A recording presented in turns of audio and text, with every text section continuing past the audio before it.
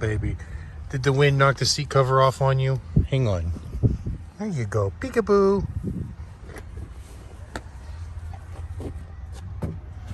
Well, good morning, YouTube. All right, guys, it is actually about 2:30 in the afternoon. This morning started out pretty rainy and cloudy and yucky, and Katie had some doctor's appointments down in Hiawassee, Georgia, and they were one of those mid-morning appointments at like 10:30, so it kind of ruins the morning. You know, you can't really get anything done before you've got to take her there, and then by the time you're done, you get back home, it's so late in the day, you just feel like you don't accomplish much. But anyway, now, as you can see, the weather is absolutely beautiful. That's why we had the windows down on the truck, and that's why Jixer got covered up. Anyway, we are up at Tractor Supply. Got to pick up some fasteners for the project we're going to be working on today. Well, guys, I'm a little disappointed. I can't find what I'm looking for. So I wanted something similar to this lag bolt here. Now, this is a 1-inch, but I need something that's only about 5/8 of an inch. Might be able to get away with 3/4. I need to add some anchors to the inside walls of the trailer, and I might even put up some more E-track. The problem is with these, even with a washer and going through the bracket of whatever anchor I'm putting on there, the tip just pokes through the outside of the trailer. Well, I don't want to go through and put a whole bunch of holes on the outside like we did before. Now, you know, some of the other E-track I've got, we used the carriage bolts from the outside, and we used that 3M sealant on them as well to make sure that they were watertight. But I don't want to just go doing that randomly throughout the trailer. You know, and some of that stuff is kind of uniform, and from the outside it doesn't look bad, but the trailer will start to look terrible if there's just random carriage bolts all over the place. Fortunately, I can't find anything shorter than 1 inch, and 1 inch is too long. I considered like a sheet metal screw. They do have these 14 by 3/4 sheet metal screws, but they still don't really have as coarse of a thread as I'd like. I want something that's got really good holding power in that plywood. Oh, holy crap, guys. I was in there way too long, and I spent too much money.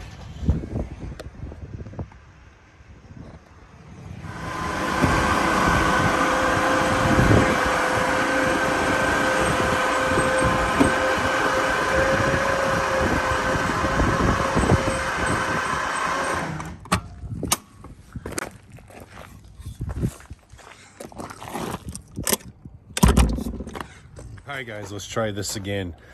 Finally, back up at a Goliath. It's like 5:30 in the afternoon now. Actually, can you consider 5:30 to be afternoon?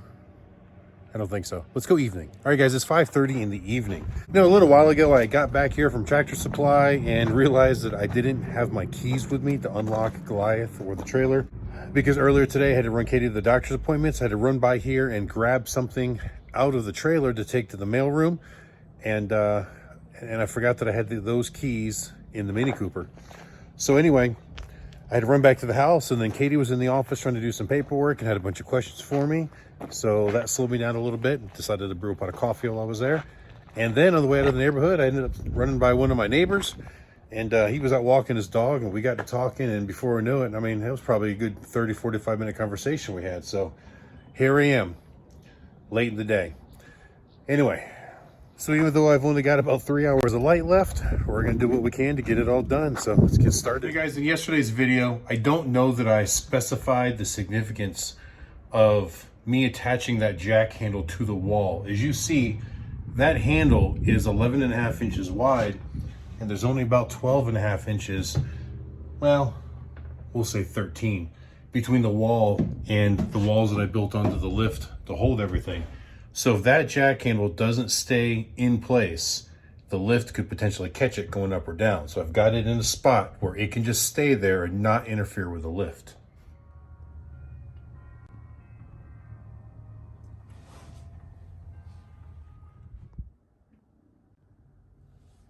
Well, guys, in the last couple of shows, when we got to where we were going and went to go unload the trailer, we found these mystery bolts laying on the floor.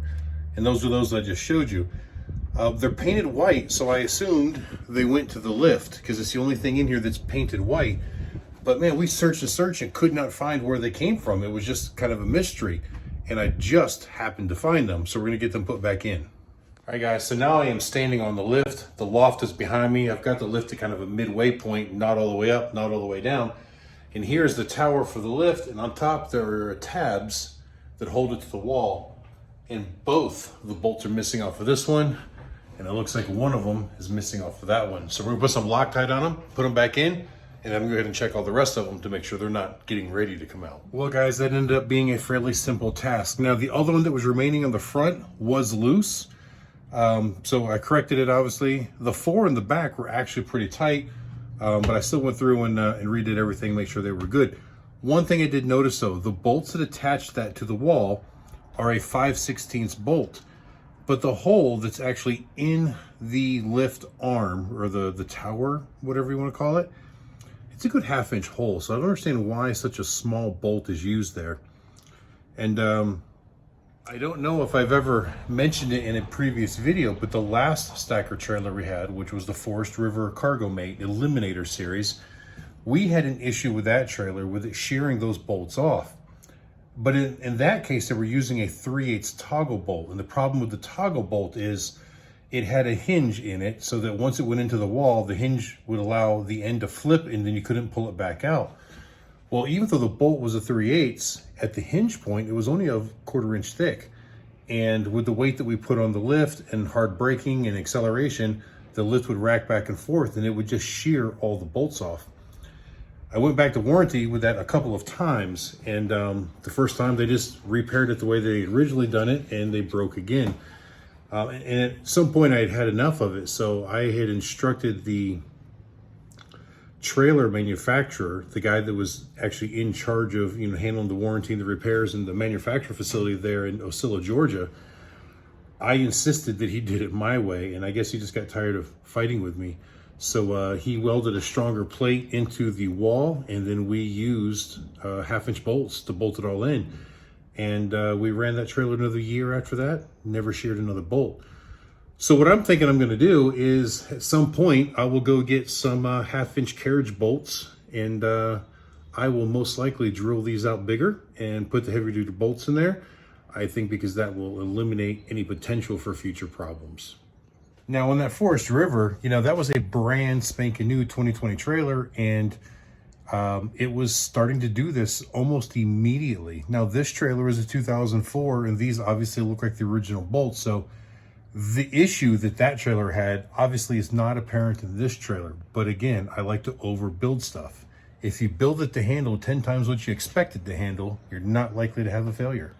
But anyway, that entire project wasn't even on my list of stuff to do. So now even though my day has kind of gone to crap anyways, I'm even further behind because now I tackled that project, which wasn't scheduled. So some of the things I like to focus on still today is just more of this organization. Like I secured the jack yesterday. I have a few other things that are still floating around.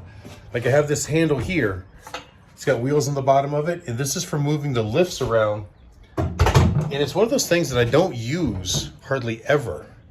But when I need it, I need it. So it has to stay in the trailer.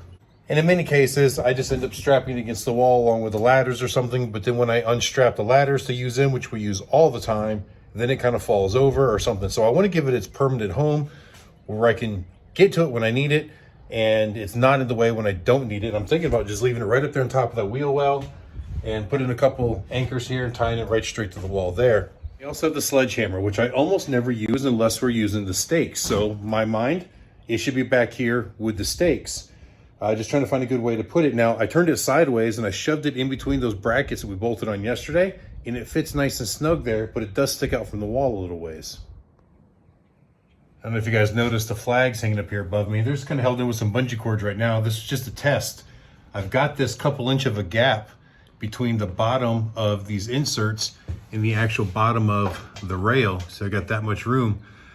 What I'm thinking about doing, it's not gonna happen today, it'll probably be after this trip, is having my local upholstery shop or even the awning guy make a fabric panel that I can bolt in on one side, bolt in on the other side, and then have like a quick clip on the end of it so I can fold it down and it'll have a slight sway to it, and I can take all these flags and just slide them up in and then clip the end, and they're all secure, they're protected so they don't get damaged, and they're completely out of the way. And even when the lift goes down, you see I've got all these feet here, plus you got that reveal, it'll never even touch the floor when it goes down, so everything will be safe and out of the way. All right guys, I also bought some hangers for these curtains that I'm gonna mount to the wall right up here. That way all the curtains for the awning are cradled in a hanger system. Now these are really flimsy right now, but I'm gonna have the awning guy sew up a tube, just like I do on the awning for Goliath, where we slide a piece of 3/4 inch PVC into the bottom. One, it adds a little bit of weight and helps keep the curtains down when the wind gets there, but it makes it so much easier to roll the curtains up during the day when you've got something inside there to roll against. When they're all flimsy, you start rolling one end, the other side flops, and it's not easy to work with. So in the back of Goliath, I have another setup very similar where I've got the hooks hanging on the wall and these just kind of hang in there and they ride like that pretty good. But in addition to that, I'm gonna go ahead and put an anchor in the wall below all the aluminum and up above so that I can take one strap and strap it over everything, zip it down tight real quick. I'll just probably use one of the cam lock friction type straps. These don't have to be really tight. In fact, I loaded these in here before we went to Daytona, and we drove to Daytona. We drove home from Daytona and only one piece started to come out because they fit pretty tight within these things.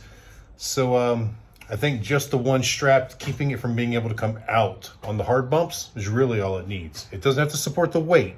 It just has to stop it from falling out. Have to be done over here and over here on both sides.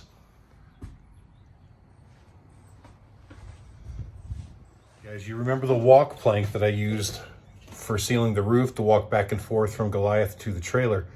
I also picked up some brackets and some hardware so I can make a flip system for that so that it will permanently be mounted to the roof.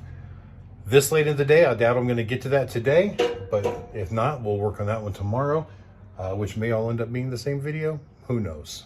All right, guys, and I just have this bin full of anchors and hold downs. And truthfully, I'm tired of carrying this around. This is a lot of extra weight in the trailer they really don't need. So once I get all this stuff figured out and everything put where I want, whatever's left over, which there's gonna be a lot left over, there's a whole bunch of stuff in there, I can get rid of this and take it somewhere else. All these lag bolts, remember I told you I had a bunch of them? And yeah, once it's all done, man, it'll all make sense. And I'll get rid of a lot of the clutter that I don't need in here. Also a project for another day. Like I was talking about having that sleeve to put the flags in. I chose here because this is wider and the flags are kind of wide. But if you look here, I've got even more room in this channel that I could do something. Maybe that's where I'll make a holder to hold all the LED lighting for out underneath the awning.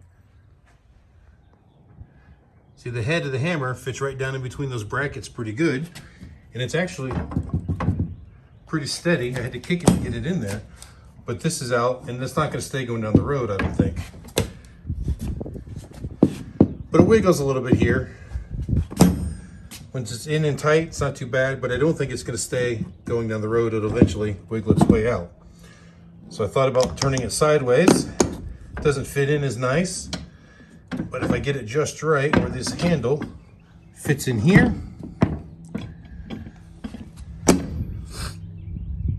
yeah, I don't like that either. I can always put it back here and tie it to the wall in between those. It's kind of out of the way. I'd even thought about getting another hook and mounting it like this, upside down on the wall and just hanging it somewhere. But I don't have anything to hang it with. It's strong enough, I don't think. I know, just an idea. Well, guys, very similar to what I did with the jack yesterday. I cut some more of those aluminum pieces to hold things against the wall. And in this case, on both of these items, actually, I used a Velcro strap that I screwed to the wall, and it then wraps the handle, keeps it nice and tight.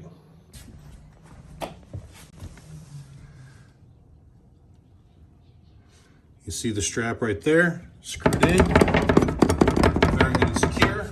That should be fine. And then same thing over here. Decided not to put it up on the wheel well, but right here next to this awning, same thing, strapped down at the bottom, and the Velcro here. And it's nice and tight. Nice thing about that, it was very small screws to attach that Velcro to the wall. So if I decide that I don't like it here, it's very easy to change and move, and it's not a bunch of big holes left in the wall when I'm done. Guys, you see I got the hooks in to hold the curtains. I've also got the D-ring up there, and one down there.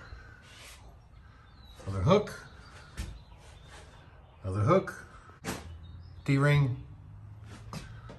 D-ring, and hook. All right, it looks like everything is fairly evenly spaced, and if you can't tell, the sun's going down again. I'm getting ready to run out of light, so I'm gonna try to get these curtains back up here, get a strap on it. We can call these projects done for tonight.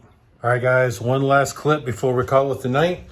So now what I did is I adjusted the strap. So you know that the cam lock style friction straps have got a hook on both ends, and then you just pull it tight and the friction stops it from coming back. Well, what I did is I removed the S hook from one end and I put a carabiner there instead. That way it becomes permanent or semi-permanent and it doesn't get lost.